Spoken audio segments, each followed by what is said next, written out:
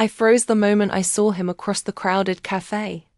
His laugh, that same laugh I hadn't heard in 10 years, cut through the noise like it belonged to yesterday. My coffee trembled in my hands. I hadn't expected to see Ryan here. Not now. Not ever. I tried to look away, to convince myself it was someone else.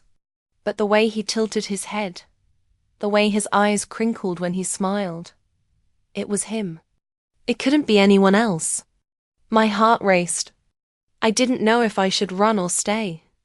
Is that? Someone whispered behind me. I ignored them. I couldn't take my eyes off him.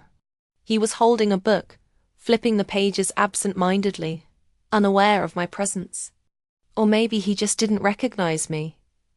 I remembered the last time I had seen him. The argument, the slammed door, the pain that followed. And now, here he was, looking like nothing had changed, while everything inside me had stopped. My mind raced. Should I leave? Pretend I didn't see him? Or approach? My feet felt rooted. I couldn't move. My hands gripped the edge of the table so tightly it hurt. Then he looked up. Our eyes met. A spark, shocking, immediate, undeniable, passed between us. My breath caught. I hadn't realized I was holding my coffee until it spilled over the edge, steaming and hot, dripping onto the floor. I gasped, startled, and he flinched. "Oh," I whispered, stepping back. My face burned. Why now? Why here? He set the book down and started walking toward me. My heart pounded so hard I could hear it. 10 years of silence, of distance, of memories I thought I had buried, all rushing back in a heartbeat. Lila? His voice was soft, uncertain. My name on his lips made something inside me ache. Ryan? I barely got it out. My throat was tight. Words didn't come. He stopped a few feet away, and for a moment we just stared. The cafe's chatter faded. All I could hear was the beat of my heart, and the memories that had never left me. I didn't expect to see you, he said finally. His hands were stuffed in his pockets, but I could see the tension in his shoulders. The same tension I remembered. The same unspoken apologies I had never received. Me neither, I whispered. I wanted to reach out, to hug him, but something held me back. Pride? Fear? I couldn't tell. There was a pause, heavy with words neither of us dared to speak. Then he glanced at the table beside mine. There it was, an envelope, plain, with my name written in familiar handwriting. My hand trembled as I realized it had been left there just for me. Lila, I think you should open that, he said softly, nodding toward it. I froze. My pulse was deafening. I hadn't expected this. After 10 years, after all the time, after pretending I had moved on, here was a message from him. And I didn't know if it would bring joy or heartbreak. With shaking fingers, I picked up the envelope. The weight of it felt heavier than I imagined. My eyes flicked up at him. He didn't move, didn't speak, just watch, as if everything depended on what I would find inside. I took a deep breath, knowing that once I opened it, nothing could ever be the same again. And then, I tore it open. The words inside made my heart stop. The envelope trembled in my hands as I unfolded the letter. The familiar looping handwriting brought a flood of memories I thought I had buried. The cafe around me disappeared, replaced by fragments of our past. I remembered the first time I met Ryan. It was a spring morning at the library. I had been fumbling with a stack of books when he appeared, steady and calm, and helped me gather them before they tumbled. "You always carry too many," he had teased, his eyes twinkling. I had laughed, and in that moment, something clicked, a connection I couldn't explain. We started meeting often, sometimes at the library, sometimes on the park benches near the river. Every conversation felt effortless. He understood the words I never said, and I felt a warmth in his presence that made the world seem lighter. I remembered the afternoon we shared ice cream, both of us laughing when a scoop fell to the ground. That simple joy became a memory I returned to over and over. Then came the first misunderstanding. A misread message, an overheard conversation twisted out of context. I remembered the anger, the hurt, the way I stormed away, refusing to listen. And he, silent, stubborn, unwilling to chase me. Pride had built a wall between us, a wall I thought would last forever. The letter in my hands broke that wall. He wrote about that day, how he had tried to call, how he had left messages I never saw. He wrote about the nights he had replayed our last argument in his mind, wishing he had said the right words. I never stopped thinking about you, it said. I never stopped wondering if we were meant to be. I sank into the chair, memories washing over me. How many times had I blamed myself? How many nights had I whispered his name, hoping he might somehow know I still cared? And now, 10 years later, here he was, standing across from me, holding out this letter like a bridge over the years we lost. Memory came rushing back. Our last day together before everything broke. The sunlight slanted through the cafe window, painting the table gold. I had thought I was protecting him from myself, from the storm I was going through. I had left without a word, assuming he would understand. But he hadn't, and in that silence we had lost each other. I glanced at him now, in the present, standing there with a mixture of hope and fear in his eyes. It made my chest ache.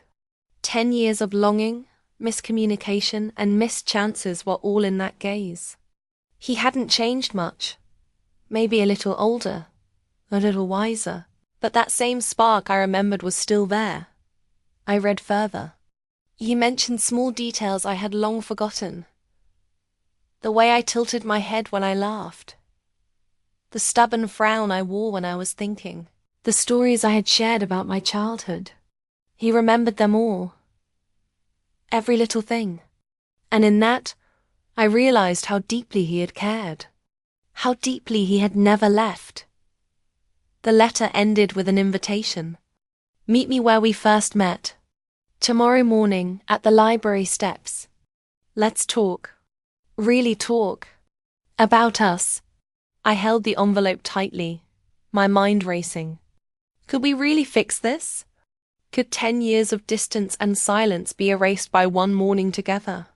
Part of me wanted to run, to avoid the pain of another possible heartbreak.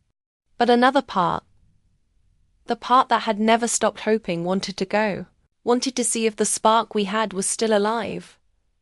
I looked up at Ryan. He was watching me carefully, like a man holding his breath. You'll come? He asked softly. My voice faltered. I didn't answer yet. My eyes drifted to his hands.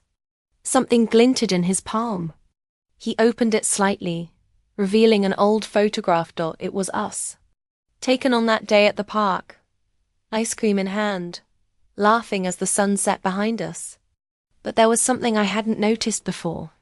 In the background, just past the trees, a figure was watching us. Someone familiar. Someone I had trusted. I blinked. Recognition hit me like a wave. Could this person have caused everything?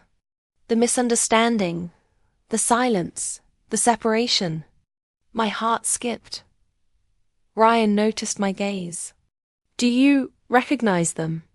He asked, concern and curiosity mingling in his voice. I nodded slowly, the photograph trembling in my hands. Yes, I think I know who this is. And I think everything we lost wasn't really just us. His eyes widened slightly. Then maybe it's time we finally find out the truth. And in that moment, the past didn't feel like memories anymore. It felt like a puzzle. Fragments waiting to be connected, and tomorrow, perhaps, would show us the missing piece.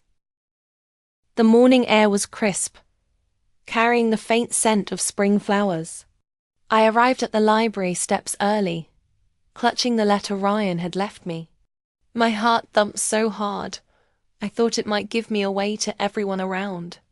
And then I saw him. Ryan was already there, leaning against the railing, arms crossed, scanning the street like he was expecting someone. When our eyes met, something unspoken passed between us. Recognition, relief, fear, longing.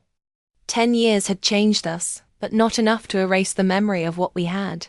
"Leela," he said, his voice soft, careful, like he was testing the waters before stepping in.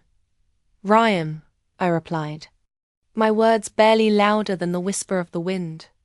We stood there, hesitant, like strangers who knew each other better than anyone else could. The space between us felt impossible and electric all at once. I didn't think you'd come," he said, his eyes searching mine for any sign of regret. "I almost didn't," I admitted. "I wasn't sure I could face this." "Face you?" He nodded, slowly, as if he understood without needing explanation. "I know. I've wondered every day if you'd ever read my letter. If you'd ever come." A memory flickered. The ice cream on the park bench, the sunlight on his face, the laughter we had shared. My chest ached with it. "You should have called," I said quietly. "All those years. You could have said something." "I tried," he said. "You never answered. And then, I didn't know what to do." His hands moved in the air, like he was trying to catch the right words. "I didn't want to push. I didn't want to lose you completely." I looked down at the letter in my hand, then back at him. There was truth in his eyes, an honesty I hadn't seen in a long time. "I thought you didn't care," I admitted, my voice breaking just slightly. He took a careful step closer. "I cared. I still do." The words hit me, unexpected and raw. My stomach flipped. 10 years of silence, all those nights of wondering, condensed into those 3 words. I stopped, unsure if I could say what I wanted without falling apart. Ryan tilted his head, a faint smile playing on his lips. "I've missed you, Lila, every day." Something inside me shifted. The walls I had built around my heart started to tremble. But fear lingered. 10 years of assumptions, of distance, of pride, they weren't gone. "I've missed you too," I admitted, voice soft but steady. The words surprised me, even as they felt right. He smiled fully now, relief evident. "Then maybe we can start over. Just talk. No expectations, no assumptions." I nodded, feeling the weight of hesitation, the pull of something I had tried to forget. "Okay," I said. "Just talk." We walked slowly, side by side, down the steps toward the park where so many of our memories lived. Every step felt heavy with meaning, yet light with the possibility of something new. As we found a quiet bench, he held out the photograph from the letter. "I never understood why everything went wrong," he said. "But I think we need to see this clearly, together." I took the photo, my fingers brushing his for a fleeting moment that sent warmth through me. I studied the figure in the background, the one I had recognized before. And then I realized something. They weren't just in the photo. Their presence had influenced every misunderstanding, every missed message, every hurtful silence. Ryan noticed my expression change. "Do you know who it is?" he asked gently. I nodded slowly, almost too softly. "Yes, and it explains so much. But I don't know if it explains everything." He leaned back slightly, tension in his jaw. "Then let's figure it out. Together, no running this time." A breeze blew past, tugging at our hair and carrying a sense of possibility. For the first time in years, we were no longer trapped in the past. The truth was waiting, hidden in fragments and shadows, and we were finally willing to face it. I looked at him, really looked, and felt something stir, hope, fear, longing, all tangled into one. "I want to understand," I said quietly. He reached for my hand, just lightly. "Then let's start." And in that instant, everything felt suspended. The past, the present, and the future all poised on the edge of a choice we hadn't yet dared to make. Because one small revelation, one truth still waiting in the wings, could change everything between us. We sat on the park bench, the photograph spread between us. The figure in the background stared back at us, small but unmistakable. I traced the outline with my finger, trying to remember the day clearly. Ryan watched me, silent, patient, like he knew the weight of this moment. "I remember now," I whispered. "It was Clara. She was there the day everything went wrong." Ryan's jaw tightened, but he nodded slowly. "I had a feeling, she didn't mean harm, at least not fully, but she got involved. Misunderstandings, assumptions, she twisted it all." I took a deep breath, letting the memories rise. Clara had been a friend, someone I trusted. But her jealousy had driven her to mislead both of us. She had shown him a message I never sent, told me lies about things he never said. In the confusion, we had both stepped away, believing the other had turned away by choice. "I can't believe we let her ruin everything," I said softly, my hands clenching the photo. 10 years, gone because of her lies. Ryan reached out, touching my hand gently. It wasn't just her. We both let pride and fear take over. We didn't speak. We didn't ask. We assumed. And that silence, it built a wall we never tried to break down. I swallowed hard, tears threatening. I hated that I couldn't fix it back then. I hated thinking you didn't care. "I cared more than anything," he said quietly. Every day I replayed that moment, wondering if you'd ever see the truth, wondering if I'd ever get the chance to tell you. I looked at him, the sunlight catching the edges of his hair. I wanted to believe him. I wanted to believe the years of longing and distance could be healed. But a small, wary part of me held back. "Why didn't you come to me sooner?" I asked, my voice trembling. "Even after everything, why wait until now?" He hesitated. "I wanted to. I really did. But I didn't know if you'd listen. I didn't know if you'd forgive me, or even want to see me again. So I waited, hoping you might reach out first." The truth hit me like a wave. All those nights I had blamed him, all the tears I had cried thinking he didn't care, they had been misplaced. We had both been victims of circumstance, silence, and someone else's interference. A gust of wind carried a few cherry blossom petals across the bench. I watched them drift, fragile and beautiful, and thought about us. Fragile, beautiful, and still, somehow, surviving. "I don't know if I can forgive easily," I admitted, my voice barely audible. "But I want to understand. I need to understand before I can. Before you can trust me again." He finished for me. His eyes held no judgment, only honesty. I nodded. Yes, trust was broken. Time passed. We can't pretend it didn't. But I took a shaky breath. "I still want to try." He smiled, the kind that reached his eyes and softened everything around him. "I've waited 10 years for that. Just a chance." There was a pause, heavy with everything unsaid. The past, the years of longing, the missed moments, all converging on this small, quiet bench. Then I noticed the envelope beside him. Not the letter he had sent, another one. He handed it to me. I hesitated. "What's this?" "Something I found recently," he said.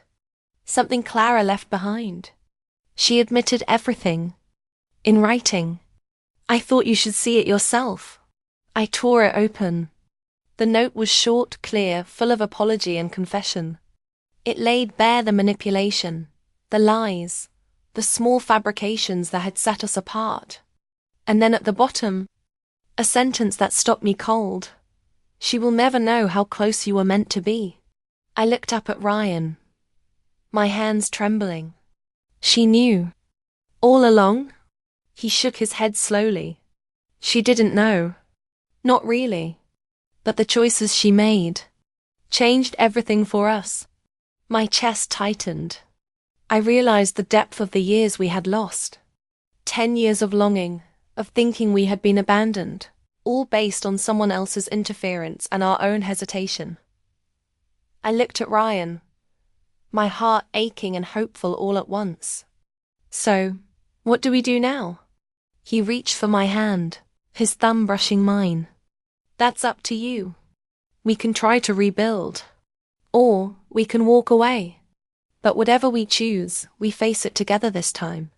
I stared at his eyes, searching for certainty, searching for the courage I needed.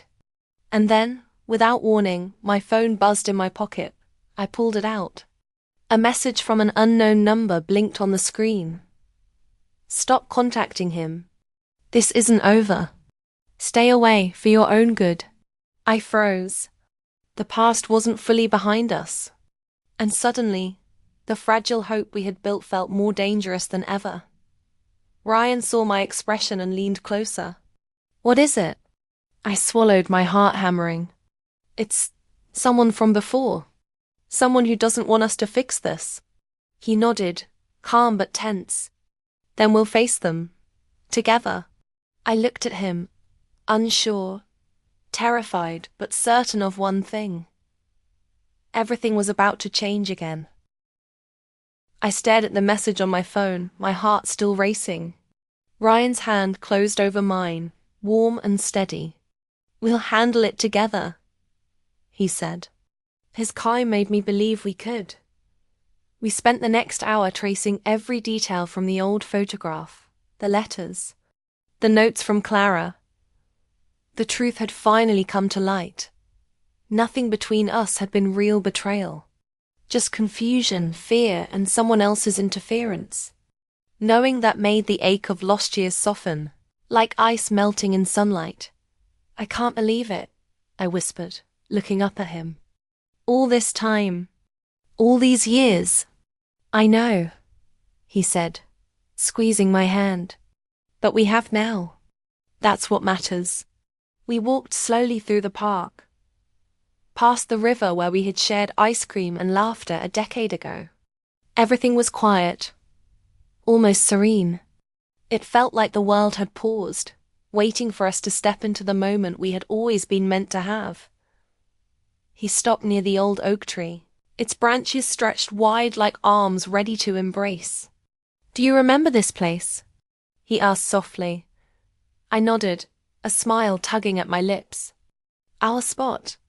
The first time we really talked, just the two of us. He reached into his pocket and pulled out a small envelope. I found this recently, he said. He handed it to me. My fingers trembled as I opened it. Inside was a single piece of paper, folded carefully, the handwriting unmistakable mine. I frowned. I don't remember writing this. It's from the day you left, he said. You wrote it, but I never got it. I found it in a box I kept from my apartment back then.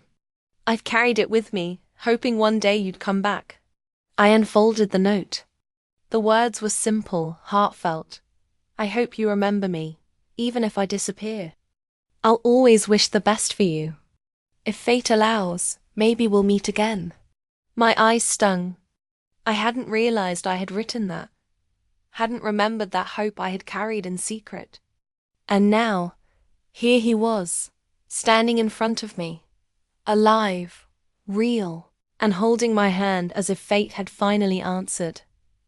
Ryan smiled softly, his thumb brushing mine. Looks like fate gave us another chance. I laughed, a little shakily, tears threatening. After all this time. It really did. We stood there in silence for a moment, the sun slanting through the leaves, golden and warm. The years apart, the misunderstandings, the messages lost, it all faded into insignificance. What mattered was now. The moment, the truth, the chance to start again. I don't want to waste any more time, I said finally. No more assumptions, no more walls.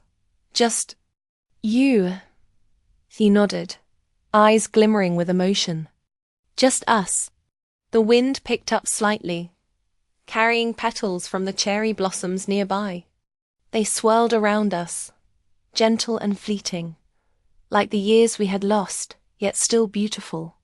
I reached out instinctively, letting one fall into my hand. It rested there, delicate, a reminder that even fragile things could survive and bloom again. Ryan laughed quietly. You always notice the small things. I notice what matters, I replied, meeting his gaze fully. And right now, you matter. He stepped closer, and for the first time in 10 years, our hearts aligned. No past shadows, no misunderstandings. Just two people who had been pulled apart by circumstance and brought back together by truth. I felt a weight lift, a freedom I hadn't realized I craved. Every lost year, every tear, every unanswered question, it had all led us here. To this park, this tree, this moment. Ryan's hand brushed my cheek gently. I never stopped loving you, he whispered. I never stopped hoping, I said, my voice trembling with joy. We let the moment linger, silent, perfect, the world around us fading into a soft blur. Then he pointed to the photograph from the park bench years ago, now tucked carefully in my pocket. Even then, he said, I carried you with me, always. I nodded, tears spilling freely now, but happy, light, unburdened. And I carried you too. Every day, we walked back toward the cafe where it all began, hands intertwined, hearts in sync, knowing the past could no longer define us. There was no anger, no regret, only understanding, forgiveness, and the promise of a future we could shape together. As we passed the bench where we had reunited, a small envelope fluttered at our feet. I picked it up and opened it. Inside was a single line, written in the same familiar hand I recognized immediately. Some things are worth waiting for. I looked at Ryan, my eyes shining. Some things really are. He smiled, pulling me close. And we finally have them. The cherry blossoms fell around us like confetti, delicate and fleeting, yet full of meaning. I felt the warmth of his hand, the steadiness of his heart, and the certainty of this moment. For the first time in a decade, I knew love had survived. And it had waited for us all along.